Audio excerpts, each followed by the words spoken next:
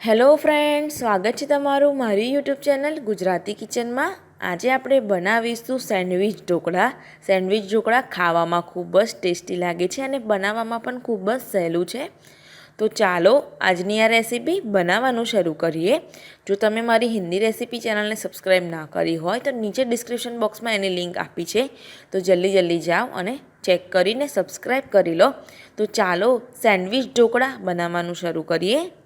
Sandwich dhokla બનાવવા માટે સૌથી પહેલાં આપણને જોઈશે ખીરું, જે ઈદળાનું ખીરું આવે છે તે જ લેવાનું છે। એની રેસીપી મેં ચેનલ પર આગળ બતાવી છે, તમે ઉપર આઈ બટન પર જોઈ શકશો, તો અહીં આગળ ઉપર તમને જોવા મળી જશે। તો સેમ રીતનું ખીરું બનાવીને તૈયાર કરી લેવાનું છે। મેં આમાં મીઠું સોડા બધું નાખીને તૈયાર કરી લીધું છે।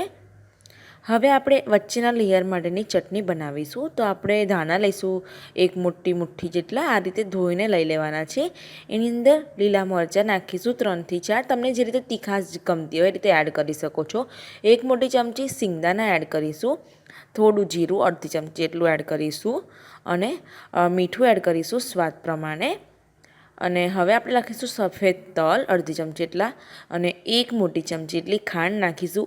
આ ચટણી તીખી પણ હોય છે અને ટેસ્ટમાં થોડી ગળી પણ હોય છે, એટલે ખાંડનો ભાગ પણ એડ કરીશું। હવે આપણે પાણી વગર એકવાર ક્રશ કરીને થોડુંક પાણી નાખીને આ રીતે પેસ્ટ બનાવી લેવાની છે। મેં લગભગ 3 થી 4 ચમચી પાણી નાખીને થોડી થીક ચટણી બનાવી છે, જેથી આપણને ઇઝી પડે। તો આ ચટણી બની ગઈ છે। તો હવે જે આપણે વચ્ચેનું ચટણીનું જે લેયર બનાવવાનું છે તેના માટે થોડુંક ખીરું લઈ લઈએ। ખીરું વચ્ચેથી થોડું ચટણીની અંદર ખીરું મિક્સ કરીશું, જેથી આપણને સ્પ્રેડ કરવામાં અને એના ટેસ્ટમાં ખૂબ જ સરસ ટેસ્ટ આવે। 4 ચમચા જેટલું મેં ખીરું લઈ લીધું છે।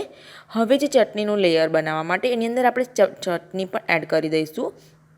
તો લગભગ 3 થી 4 મોટી ચમચી એટલી ચટણી એડ કરી દો અંદર જ, અને હવે એને સરસ મિક્સ કરી લેવાનું છે। તો તમે એને એકદમ સરસ રીતે મિક્સ કરી લો।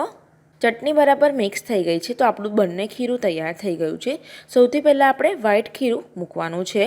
તો એના માટે આપણે ઢોકળાની થાળી લઈ લીધી છે, એને ગ્રીસ પણ કરી લઈશું। તો ગ્રીસ કરી લો પહેલાં થાળીને, અને સ્ટીમરને પણ ગરમ કરવા જોડે જ મૂકી દેવાનું છે। હવે થાળી ગ્રીસ થઈ ગઈ છે, તો હવે આપણે બેટર એડ કરીશું। આમાંનું અડધું આપણે એડ કરવાનું છે।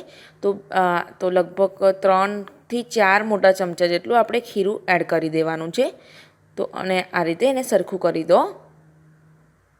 ખીરું તૈયાર આપણે થાળીમાં સરખું થઈ ગયું છે। બીજું ખીરું આપણે ઉપર એડ કરીશું। તો હવે આને સ્ટીમરમાં મૂકી દઈશું। તો સ્ટીમર ગરમ થઈ ગયું છે, મેં સ્ટીમરમાં એને મૂકી દીધું છે ઢાંકીને। હવે ગેસની ફ્લેમ થોડી હાઈ રાખીશું અને 5 થી 6 મિનિટ સુધીને થવા દઈશું। 6 મિનિટ થઈ ગઈ છે, આપણે ચેક કરી લઈએ। તો આ ખીરું આ થાળી થઈ ગઈ છે। તો હવે આપણે ચટણીનું જે આપણે ખીરું બનાવ્યું હતું તે એડ કરી દઈએ અને એને સરખું સ્પ્રેડ કરી દેવાનું છે, જેથી એ સરખી રીતે સરસ બધી બાજુથી સરખી રીતે સ્પ્રેડ થઈ જાય અને આપણને એક સરખું લેવલ મળી જાય। તો એને સરખી રીતે સ્પ્રેડ કરી દો અને ધ્યાનથી કરજો। તો મેં સ્પ્રેડ કરી દીધું છે ચટણીનું। હવે ફરીથી એને ઢાંકીને 2 થી 3 મિનિટ સુધીને સ્ટીમ થવા દઈએ।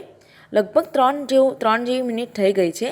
ચટણી સરસ સ્ટીમ થઈ ગઈ છે, ચટણીનો લેયર પણ। તો હવે ફરીથી આપણે ઉપર વ્હાઈટ ખીરું ફરીથી એડ કરી દેવાનું છે અને ફરીથી એને સરસ સ્પ્રેડ કરી દઈએ સરખી રીતે। મેં આને સરસ રીતે સ્પ્રેડ કરી દીધું છે એકદમ હલકા હાથે। તો આપણું ત્રીજું લેયર પણ મેં સ્પ્રેડ કરી દીધું છે। હવે એને ઢાંકીને ફરીથી આપણે 6 થી 7 મિનિટ સુધીને સ્ટીમ થવા દઈશું। 6 થી 7 મિનિટ થઈ ગઈ છે, તો આપણે ચેક કરી લઈશું। તો આ રીતે ચપ્પુની મદદથી અંદર એડ કરીને જોઈ લો, તો તમે જોઈ શકશો કે ક્લીન આવે છે। તો હવે આ આપણું ઢોકળા બની ગયા છે, પણ આપણે એને ઠંડા થવા દેવાના છે, ગરમ ગરમ કટ નથી કરવાના। તો એને અંદર ઢાંકીને જ રહેવા દો। તો હવે આ 10 થી 15 મિનિટ થઈ ગઈ છે, થોડું ઠંડુ થઈ ગયું છે। તો આને હવે આપણે કટ કરી લઈશું। તમને જે રીતે નાના મોટા પીસ ગમતા હોય ઢોકળાના, તો તમે એ રીતે કટ કરી શકો છો। તો આ રીતે એને કટ લગાવી દો અને તરત કટ નહીં કરવાનું, થોડીક વાર એને રહેવા દેવાનું। અડધો કલાક જેવું રાખશો તો પણ ચાલશે।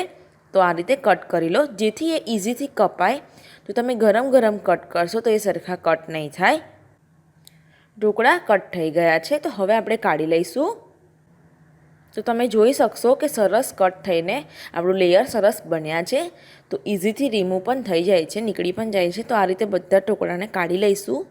તો એકદમ ઇઝીથી આપણા ઢોકળા તૈયાર થઈ ગયા છે। તો એને બાઉલમાં લઈશું અને પછી એનો આપણે તડકો કરીશું। તો હવે મેં કઢાઈમાં 2 થી 3 મોટી ચમચી સિંગ તેલ લીધું છે. સિંગ તેલથી ટેસ્ટ ખૂબ જ સરસ આવશે. તેલ ગરમ થઈ ગયું છે તો અડધી ચમચી જેટલી રાઈ એડ કરીશું. રાઈ થઈ જાય પછી આપણે અડધી ચમચી જેટલા તલ એડ કરીશું. તલ થઈ જાય એટલે 3 થી 4 લીલા સમારેલા મરચાં એડ કરીશું. આ રીતે મોટી સાઇઝના કટ કર્યા છે. મરચાંને શેકાવા દઈશું. ગેસની ફ્લેમ સ્લો ટુ મીડિયમ જ રાખીશું. આપણો વઘાર થઈ ગયો છે તો હવે આપણે જે ઈદડા ઢોકળા સેન્ડવિચ ઢોકળા કટ કરીને રાખ્યા છે તે એડ કરી દઈશું અને હવે સરસ રીતે મિક્સ કરી લઈએ જેથી બધું બરાબર મિક્સ થઈ જાય અને એનો ટેસ્ટ ખૂબ જ સરસ આવે જે આપણે વઘાર કર્યો છે તેનો. તો આ રીતે સરસ રીતે મિક્સ કરી દો એકદમ હલકા હાથે. ના ફાવે તો આ રીતે કઢાઈને ઉપર નીચે કરીને પણ મિક્સ કરી શકો છો. બધું મિક્સ થઈ ગયા પછી ઉપર છેલ્લે કાપેલા ધાણા એડ કરી દો 2 થી 3 મોટી ચમચી જેટલા. એ તમને જે રીતે ભાવે એ રીતે. તો આ મિક્સ થઈ ગયું છે તો આપણા સેન્ડવિચ ઢોકળા બનીને તૈયાર છે. તો સર્વ કરીશું. તો આપણા સેન્ડવિચ ઢોકળા બનીને તૈયાર છે. તમે એને ગરમ ઠંડા સર્વ કરી શકો છો અને રીતે આ સેન્ડવિચ ઢોકળા બનાવશો તો તમારા ઘરના બધાને ખૂબ જ પસંદ આવશે અને ખૂબ જ ઓછા સમયમાં અને ઇઝીથી બની જશે. તો આ રીતે ઘરે જરૂર ટ્રાય કરજો અને આજે જ બનાવજો. રેસીપી પસંદ આવે તો વધારેમાં વધારે લાઇક અને શેર કરવાનું ના ભૂલતા. ગુજરાતી કિચન ચેનલને સબસ્ક્રાઈબ જરૂરથી કરજો. બેલ આઇકન જરૂરથી ક્લિક કરો જેથી તમને મારી બધી રેસીપીની નોટિફિકેશન સૌથી પહેલાં મળશે. મળીશું આપણે એક આવી નવી રેસીપી સાથે. ત્યાં સુધીને આવજો.